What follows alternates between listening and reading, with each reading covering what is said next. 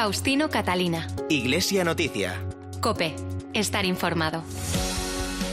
Saludos amigos, muy buenos días. Son las 8:30 de la mañana de este domingo 23 de mayo de 2021. Es domingo de Pentecostés y como cada 7 días es el momento de contarles lo más destacado en la actualidad religiosa de estas jornadas en Iglesia Noticia, aquí en la cadena COPE. Estaremos con ustedes hasta las 9 de la mañana en que llegará la transmisión de la Santa Misa en estos minutos de información que hoy hacemos con Rafael Nieto en el control de sonido y Nacho de Gamón en la producción. Y en primer lugar, nuestros titulares de hoy. Con el lema "Los sueños se construyen juntos" y una invitación a la sinodalidad y el discernimiento, hoy se celebra el Día de la Acción Católica y del Apostolado Seglar. La presencia de los consagrados en la sociedad ha sido analizada en la Semana de Vida Religiosa que organiza el Instituto Teológico de Vida Religiosa, que celebra los 50 años de su fundación. La Catedral de Pamplona acogió el jueves la apertura del año ignaciano en el 5º centenario de la herida de Íñigo de Loyola, que cambió la vida del fundador de la Compañía de Jesús. Además, la Asamblea de Delegados Diocesanos de Medios de Comunicación finalizó el miércoles con la entrega de los Premios Bravo. En el Vaticano se han publicado unas orientaciones para celebrar la Jornada Mundial de la Juventud en las diócesis y el Papa ha mantenido un nuevo encuentro con los jóvenes de escuelas ocurrentes. Y mañana se celebra la fiesta de María Auxiliadora en China, la Virgen de Sesán. Faustino Catalina. Iglesia Noticia. COPE. Estar informado.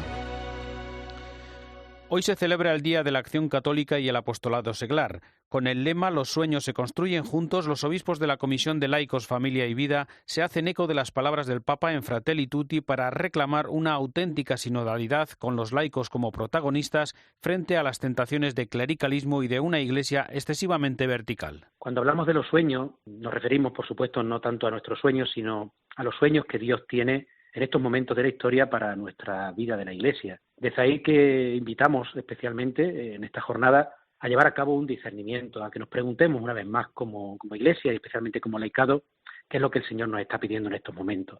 Y pensamos que esa llamada que estamos recibiendo como Iglesia es a caminar en sinodalidad, es decir, hacer un camino desde la comunión, desde la corresponsabilidad, donde todos nos sintamos protagonistas de la misión evangelizadora de la Iglesia, pastores, vida religiosa, laicos, donde una vez más descubramos además que los laicos no son, por decirlo así, cristianos de segunda categoría, no son actores secundarios en lo que es la vida de la Iglesia. Es el secretario de la Comisión Episcopal de Laicos, Familia y Vida, Luis Manuel Romero, que también recuerda cómo el actual contexto marcado por la pandemia es momento de discernimiento para salir al encuentro y el acompañamiento como Iglesia en salida que tiende puentes de diálogo y encuentro frente a la cultura del enfrentamiento y el descarte. Lo propio y peculiar de los laicos es estar en el mundo. Por eso nuestros obispos también nos recuerdan, y la Conferencia Episcopal, que esa sinodalidad de la que hablamos, ese camino que tenemos que ir haciendo juntos como Iglesia, no solo se hace hacia adentro, viviendo la comunión, sino también hacia afuera, es decir, sintiéndonos también hermanos de otras personas, especialmente de aquellos que sufren en estos momentos marcados todavía por la pandemia. Ese construir juntos los sueños también significa el estar atentos a las necesidades de aquellos que están sufriendo, a ser, como dice el Papa Francisco en Fratelli Tutti, buenos samaritanos de aquellos que están actualmente en la cuneta de la historia de la vida. El Departamento de Migraciones de la Conferencia Episcopal ha expresado su preocupación por la situación vivida estos días en Ceuta. Apelando al supremo valor de la vida y la dignidad humana, ha recordado que la desesperación y el empobrecimiento de muchas familias y menores no puede ni debe ser utilizado por ningún Estado para instrumentalizar con fines políticos las legítimas aspiraciones de estas personas. Ha expresado también su solidaridad con las diócesis de Cádiz, Ceuta y Málaga y Melilla en la atención y acogida a migrantes, así como las necesarias iniciativas en ambas ciudades autónomas para acoger y custodiar los derechos de las personas migrantes, especialmente de los menores. Por último, invita a mantener actitudes de convivencia pacífica y reclama a todos los niveles la mejor política puesta al servicio del bien común. El obispo de Vitoria y presidente de la Subcomisión Episcopal de Migraciones, Juan Carlos Elizalde, lamentó que la Unión Europea no haya estado a la altura. Puede haber causas políticas de fondo, pero que los más vulnerables y que niños, una pobreza total, pues no sé, sean los que estén pagando el pato de esta situación, pues es indignante, ¿no? La Iglesia tiene que estar ahí con los que son más vulnerables y están sufriendo en este momento. En una población, claro, que también está atemorizada en Ceuta y que efectivamente pues llena de impotencia y de indignación, ¿no? Con el lema Consagrados para la vida del mundo, la vida consagrada en la sociedad actual, se ha celebrado una nueva semana de vida religiosa que organiza el Instituto Teológico de Vida Religiosa de los Claretianos. Comenzó con un videomensaje del Papa Francisco. Cuando la vida consagrada pierde esta dimensión de diálogo con la realidad y de reflexión sobre lo que sucede, empieza a hacerse estéril. Siempre la vida consagrada es un diálogo con la realidad. Y también es triste ver cómo algunos institutos, para buscar cierta seguridad, para poder controlarse, han caído en ideologías de cualquier signo. Entonces, cuando un instituto se reformula del carisma en la ideología, pierde su identidad, pierde su fecundidad. Mantener vivo el carisma fundacional es mantenerlo en camino y en crecimiento, en diálogo con lo que el Espíritu nos va diciendo. Supone discernimiento y supone oración. No se puede mantener un carisma fundacional sin coraje apostólico, o sea, sin caminar, sin discernimiento y sin oración. No le tengan miedo a los límites, no le tengan miedo a las fronteras, no le tengan miedo a las periferias, porque ahí el Espíritu les va a hablar. Ha sido una semana de destacadas intervenciones sobre la vida religiosa en la que el obispo de León, Luis Ángel de las Heras, recordó el reto de los consagrados en el mundo de hoy. La vida consagrada que recorre el camino de Cristo ha de peregrinar por las periferias, sin acomodarse a ninguna y dándolo todo en cada una de ellas. Un servicio en marcha, bajando a las cunetas a buscar a los apaleados, a quienes ayuda a incorporarse para que ellos puedan aprender a caminar o volver a hacerlo. La vida consagrada en salida es siempre vida consagrada samaritana. El Instituto Teológico de Vida Religiosa celebra el medio siglo de su fundación. Su actual director es Antonio Bellella. Durante 50 años el Instituto ha acompañado la vida de las comunidades religiosas. 50 años de servicio, 50 años de evangelización en medio de la vida consagrada, 50 años de formación de líderes para las comunidades que sirven a la Iglesia, 50 años de animación intensa de las personas que, habiendo dado a Dios y habiendo recibido toda su vida y habiendo recibido de Dios todos los dones, cada día expresan su agradecimiento devolviendo en servicio a los hermanos los regalos que Dios nos da con su pan, con su vino, con su fuerza, con su Eucaristía, con su palabra. La Catedral de Pamplona acogió en la tarde del jueves la misa de apertura del año ignaciano, 500 años después de la grave herida que sufrió Íñigo de Loyola en la capital navarra y que fue el comienzo del proceso de conversión del fundador de la Compañía de Jesús. La homilía la pronunció el superior general de los jesuitas, Arturo Sosa. Ver nuevas todas las cosas en Cristo es el lema que hemos adoptado para este año ignaciano 2021-2022. Gracias a la novedad que aporta Jesucristo con su vida y su mensaje, todo lo demás recobra su sentido cuando miramos con Él desde Él. No es que la vida pierda su dureza o se haga más fácil. Lo estamos viviendo en todo el mundo con la experiencia de la pandemia, sino que desde ese ver nuevas todas las cosas en Cristo encontramos otro modo de abordar esa dificultad de la vida. En la cadena COPE hablamos con el jesuita Abel Toraño, que es el coordinador del año ignaciano. La cuestión para mí, y yo creo que es la cuestión de este año ignaciano, es no nos preguntemos solo lo que hizo Ignacio, porque eso es fácil de alguna manera verlo, sino preguntémonos qué le pasó por dentro para poder hacer todas esas cosas. ¿Qué le sucede a un hombre que está a punto de morir y que se le rompen totalmente los ideales y emerge una persona nueva desde el encuentro con Dios, capaz de soñar diferente, de ver diferente y capaz de hacer muchas cosas, pero porque hay algo que está sucediendo por dentro que abarca toda su vida, que de alguna manera lo comparte con otros y desde ese compartir un mismo sentir, un mismo vivir, van a hacer lo que tengan que hacer. La cristalización de lo que sucede por dentro es lo que uno hace por fuera. ¿Qué sucede por dentro? Sobre todo en tiempos en que estamos muy a lo práctico a veces, ¿no? A lo útil, a lo que se ve. Hay muchas realidades que no se ven, pero son las que permiten que sucedan cosas.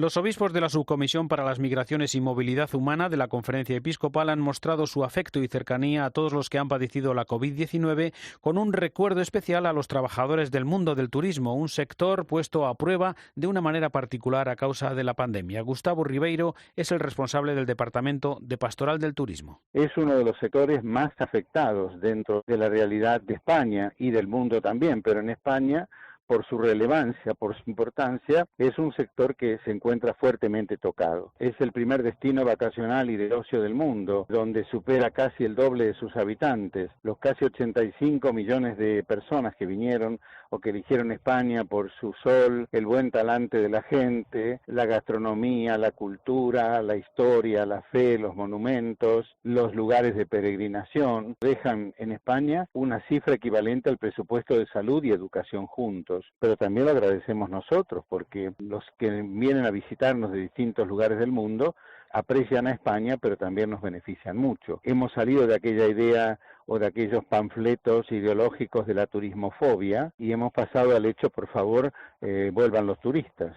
Y bueno, los obispos han querido expresarle esto a todos los trabajadores del mundo del turismo, que es una realidad transversal. Nos detenemos ahora en el comunicado del Arzobispado de Barcelona sobre la reorganización de las parroquias de la diócesis. Según esta propuesta, en estudio se agruparía a 208 parroquias en 48 comunidades pastorales para facilitar una mejor coordinación y adecuada especialización. Nos cuenta los detalles desde COPE Barcelona, Carla Altadill. El Arzobispado de Barcelona ha aclarado a través de un comunicado la reorganización de las parroquias en la diócesis de Barcelona. El cardenal Juan José Omeya, arzobispo de Barcelona, encomendó un trabajo de reestructuración parroquial diocesana. Un año y medio después se ha presentado la propuesta que sugiere agrupar todas las parroquias de la diócesis en 48 comunidades pastorales de entre 3 y 6 parroquias alrededor de una central que facilitaría su coordinación. La reducción de párrocos no significa la reducción de los templos, tan solo se quiere reforzar la presencia pastoral adaptándola a las necesidades actuales y futuras. Este fenómeno de la secularización ya se ha dado en otros países como pueden ser Holanda, Bélgica o Canadá. El objetivo de esta reorganización es mejorar la distribución de los recursos pastorales para obtener una máxima eficacia pastoral y el sostenimiento de las unidades pastorales.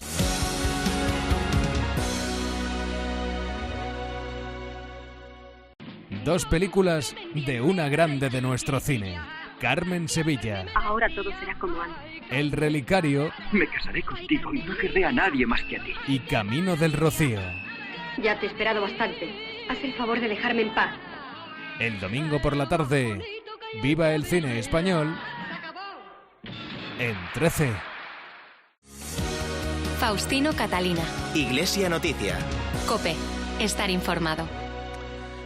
Comenzamos una vez más el tiempo para la información internacional en el Vaticano, donde el Papa celebra la misa de Pentecostés a partir de las 10 de esta mañana, en este domingo en el que se conmemora el medio siglo de las relaciones diplomáticas entre la Unión Europea y el Vaticano. Nos vamos a Roma con la crónica de la corresponsal de la cadena COPE, Eva Fernández. Buenos días. Buenos días. Sí, hoy coincidiendo con la festividad de Pentecostés, España tiene un protagonismo especial en la ciudad eterna dentro del proyecto Iter Europeum, una iniciativa organizada por la delegación de la Unión Europea ante la Santa Sede en conmemoración del 50 aniversario de las relaciones diplomáticas entre la Unión Europea y el Estado de la Ciudad del Vaticano. Desde el pasado 9 de mayo y hasta el próximo 27 de junio, cada país miembro de la Unión Europea ha escogido una iglesia de Roma ligada a la historia de su país. En el caso de España, la embajada ante la Santa Sede ha escogido la de San Pietro in Montorio, una iglesia cuya construcción se remonta a los Reyes Católicos y que alberga joyas artísticas únicas, como el templete de Bramante que se encuentra en el atrio. A las 12 de la mañana, los embajadores de los 27 países que participan en esta iniciativa asistirán a una misa presidida por el cardenal Luis Ladaria, prefecto de la Congregación para la Doctrina de la Fe. La Iglesia Nacional Española de Santiago y Montserrat, conocida por todos como la Iglesia de los Españoles, también estará representada con la participación de la Capilla Musical, que va a interpretar piezas de compositores españoles. Nos detenemos ahora en dos noticias relacionadas con los jóvenes. La presentación de unas orientaciones pastorales para la celebración de la Jornada Mundial de la Juventud cada año en las diócesis, sin esperar a las convocatorias internacionales, y la visita del Papa a escuelas ocurrentes. A la espera de la próxima Jornada de la Juventud, que se celebrará en Lisboa en 2023, el documento recuerda que estas jornadas diocesanas suponen un gran impulso misionero de extraordinaria fuerza para toda la Iglesia, animando a los jóvenes a que sean cada vez más conscientes de su misión apostólica. El padre Alessandro Abuimelo, secretario del Dicasterio para los Laicos, la Familia y la Vida, asegura que estas orientaciones pastorales impulsan la preparación de los encuentros internacionales. Creemos firmemente que la JMJ Internacional y su celebración local se alimentan mutuamente. La dimensión internacional amplía los horizontes de los jóvenes y los abre a la fraternidad universal. Y la JMJ local, por su proximidad geográfica y física, puede generar más fácilmente un compromiso en los jóvenes que cambie el rostro de la sociedad en la que viven y aumente su sentido de pertenencia. Y efectivamente, el pasado jueves el Papa participó en un encuentro con jóvenes de todo el mundo que forman parte de las actividades de la Fundación Escolas Ocurrentes. Francisco les agradeció el trabajo que realizan con coraje y valentía y en respuesta a una de las preguntas de los jóvenes les recordó cuál es la virtud que debe tener un buen político. La política es la forma più alta, più grande de la carità. Durante el encuentro, el Papa se conectó en directo con los jóvenes de Escolas en Valencia reunidos en el estadio de fútbol del Levante. El cardenal don Antonio Cañizares le dio la bienvenida. Los jóvenes, eso es Valencia, juventud, futuro, esperanza. Los jóvenes que son dinamismo, alegría, esa alegría que usted transmite constantemente. Gracias, Santo Padre, por Escolas. A lo largo del encuentro intervinieron varios jóvenes para expresar al pontífice sus inquietudes sobre la importancia de crear políticas de fraternidad que sirvan para construir puentes en lugar de para alzar muros. En una semana especialmente dedicada al aniversario de la publicación de la encíclica Laudato Si, en la audiencia general del miércoles el Papa reconoció en su catequesis que rezar no es algo fácil. Además, Francisco ha anunciado que el próximo octubre la Iglesia iniciará una consulta en todas las diócesis del mundo para preparar el próximo sínodo, cuyo tema será la sinodalidad, comunión, participación y misión, con el fin de escuchar a todos y llevar al Vaticano los resultados. Sí, a la hora de rezar nos encontramos siempre con dificultades y debemos contar con ellas, incluidas las distracciones, aseguraba el Papa durante la audiencia general, a la que cada vez se van incorporando un mayor número de fieles. Cuando todo parece que se pone difícil al rezar, es importante ofrecer con humildad el corazón al Señor para que lo purifique y lo vuelva a centrar en Él. En el saludo en lengua española aconsejaba preparar la fiesta de Pentecostés que celebramos hoy. En estos días de preparación a la solemnidad de Pentecostés, pidamos al Señor que nos envíe los dones del Espíritu Santo para poder perseverar en nuestra vida de oración con humildad y alegría, superando las dificultades con sabiduría y constancia. Y efectivamente esta semana hemos conocido una gran e importante novedad de cara al próximo sínodo que se iniciará en octubre de este año, con un camino de escucha de 3 largos años articulado en 3 fases, diocesana, continental y universal, que culminará con la Asamblea de octubre de 2023 en Roma. Para hacer visible esta sinodalidad deseada por el Papa desde el inicio de su pontificado, el próximo sínodo se celebrará no solo en el Vaticano, sino en cada iglesia particular de los 5 continentes. Es la primera vez en la historia de esta institución en la que un sínodo comienza descentralizado.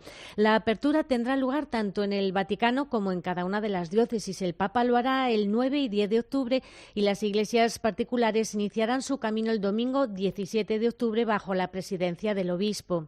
Serán las conferencias episcopales quienes se encarguen de realizar la síntesis y trasladar los resultados al sínodo en octubre de 2023. Gracias, Eva. La intervención del Papa en un foro de asociaciones familiares en la que llamó la atención sobre la baja natalidad en países como España o Italia es hoy el tema para el comentario desde Roma de Antonio Pelayo. Buenos días. Buenos días. Es un tema del que se habla poco, quizás porque es incómodo y sobre todo porque revela problemas muy graves de nuestras sociedades. Me refiero a la crisis de la natalidad o lo que los especialistas han denominado invierno demográfico.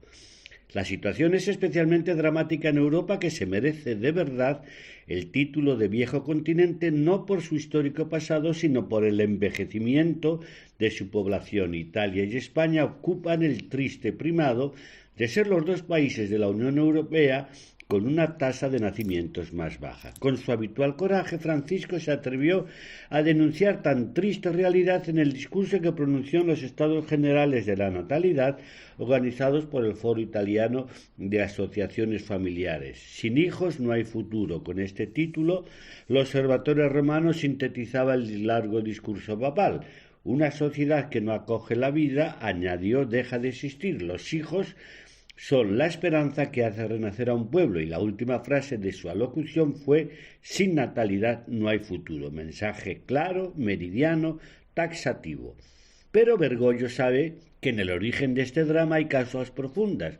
Una de ellas es la crisis económica, el desconcierto que provocan los jóvenes, la incertidumbre del trabajo, los costes cada vez menos asequibles de la crianza de los hijos. Son, dijo, arenas movedizas que pueden hundir una sociedad, pero sobre todo es un problema de concepción y visión de la vida. A veces, subrayó, el mensaje que se transmite es el de que realizarse significa ganar dinero y tener éxito, mientras que los hijos parecen casi una excepción que no debe obstaculizar las aspiraciones personales. Esta mentalidad es una gangrena para la sociedad y hace insostenible el futuro. Lo resumía muy bien un articulista del Corriere della Sera, Aldo Cazzulo, cuando afirmaba que los hijos, que en las sociedades rurales de otros tiempos eran un recurso económico para sus padres, hoy se han convertido en un lujo que no todos pueden ofrecerse. Solo la mitad de los jóvenes, dijo el Papa, cree que podrá tener 2 hijos en el transcurso de su vida. Esa es la cruda realidad. Desde Roma les ha hablado Antonio Pelayo. Gracias, Antonio. El viernes llegó el alto el fuego después de casi 2 semanas de violencia entre israelíes y palestinos. El patriarca latino de Jerusalén, Pier Battista Pizzaballa, denunció el lenguaje político de rechazo y desprecio y añadió que la solución pasa por la aceptación de Jerusalén como ciudad abierta, multirreligiosa y multicultural. Corresponsal en Israel, Daniel Blumenthal. El patriarca latino de Jerusalén, Monseñor Pier Battista Pizzaballa, invitó a rezar para que la Iglesia de Jerusalén vaya más allá de los muros y las puertas cerradas, para que cree, anuncie y construya la paz. Estos estallidos de violencia solo dejarán más escombros, muertes y sentimientos de odio, pero no traerán ninguna solución, dijo Pizzaballa en una declaración. El delegado del Vaticano en Tierra Santa escribió que esta crisis debe volver al centro de la agenda internacional la cuestión entre Israel y Palestina, que últimamente parecía olvidada y superada, pero que sin embargo siempre ha seguido siendo una herida dolorosa. Habrá acusaciones mutuas sobre el uso del poder y se recurrirá a los tribunales internacionales, pero finalmente será como antes hasta la próxima crisis, acotó. Para el patriarca latino, la solución solo puede ser el resultado del diálogo entre israelíes y palestinos, que deberán hacer suya la vocación abierta, multirreligiosa y multicultural de la ciudad. El sacerdote argentino Gabriel Romanelli es párroco en la única parroquia católica en la Franja de Gaza, la Sagrada Familia, y con él habló nuestro compañero Manuel Ángel Gómez. El padre Gabriel Romanelli cuenta que la parroquia de la Sagrada Familia en Gaza está junto a uno de los barrios más castigados por los bombardeos. Las explosiones más grandes acá las hemos tenido a 100 metros. Las explosiones han sacudido los edificios. Se movía la casa parroquial, parecía una cuna, pero no movida por la mano de una mamá. Han causado daños en la escuela de las Hermanas del Rosario. En el convento y en la escuela del Rosario y en varias casas de familias cristianas también. Atacan y derriban edificios enteros de 10 o 12 plantas sin avisar. Esta noche han derribado edificios sin avisar y han muerto muchísimas personas ahí. El único párroco católico de Gaza dice que hay miles de personas que lo han perdido todo. Miles de personas han perdido la casa, les han bombardeado la casa. Sobre todo en barrios muy populares comenzaron. Las familias se refugian en donde pueden. Esas personas van o de familiares o los pobres que no tienen nada, buscan refugio en las escuelas de la UNRWA. La UNRWA es el Departamento de las Naciones Unidas para los Refugiados Palestinos. El padre Romanelli cree que no es una guerra entre iguales. Esto es una guerra desigual. Hay desproporción, ciertamente que hay desproporción. Mientras tanto, la Iglesia echa una mano a los que necesitan ayuda para sobrevivir. La Iglesia Católica, por medio de Cáritas, por medio de aquí, de la diócesis del Patriarcado Latino de Jerusalén, estamos justamente, no solamente preparando, sino asistiendo a miles de personas. Gabriel Romanelli es argentino, lleva 12 años como párroco en Gaza.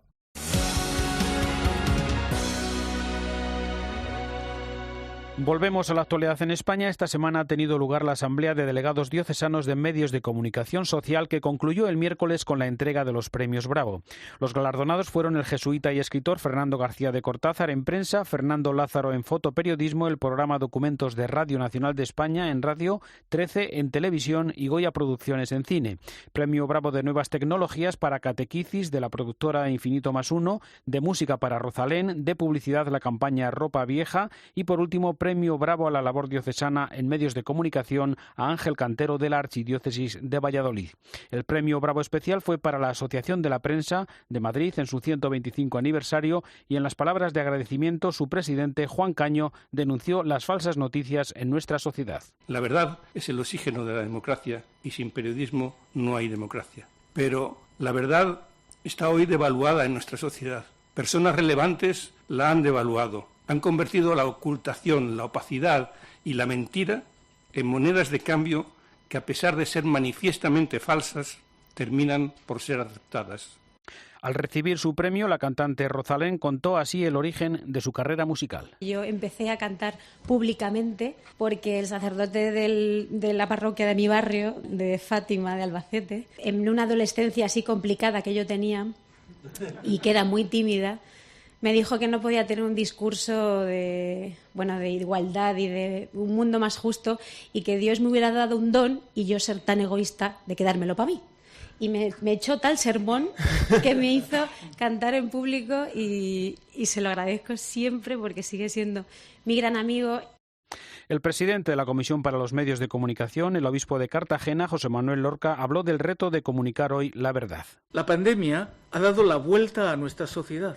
Con ella habéis puesto de manifiesto el valor y la grandeza de las personas valerosas y también habéis señalado las incoherencias, la confusión o los errores de este tiempo en los que algunos, lamentablemente, hemos participado.